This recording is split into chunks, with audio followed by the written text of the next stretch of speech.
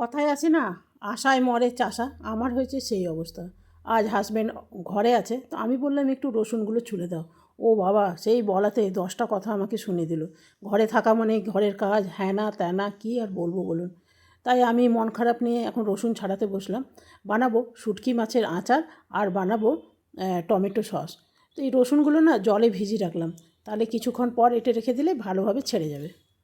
তো টমেটো সসের জন্য কিছুটা রসুন ছাড়িয়ে নিয়েছি, পেঁয়াজ, আদা আর টমেটোগুলো ভালো করে জল দিয়ে ধুয়েছি। আর কত সুন্দর লাল লাল দেখুন, এই যে দেখছেন, এগুলোর নাম হলো চেরি টমেটো। দারুণ সুন্দর হয়। অন্তত 3-4 কিলো বেরিয়েছে জানেন, অনেকগুলো হয়েছে। খেয়ে নেবো একটু এনার্জি ড্রিঙ্ক, খেয়ে নেবো। আমাদের এনার্জি ড্রিঙ্ক মানে কী বলেন, চা। সারাদিন কাজ করার পর যদি একটু চা হয়ে যায় ভালোই লাগে।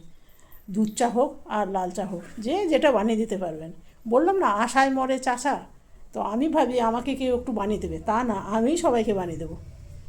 বলুন, এই আশাতেই সারাটা জীবন কেটে গেল, যে আমাকে কেউ অন্তত 1 কাপ চা দে। কালকে ছেলের বউ আসবে, সে বলবে যে আমাকেই দাও।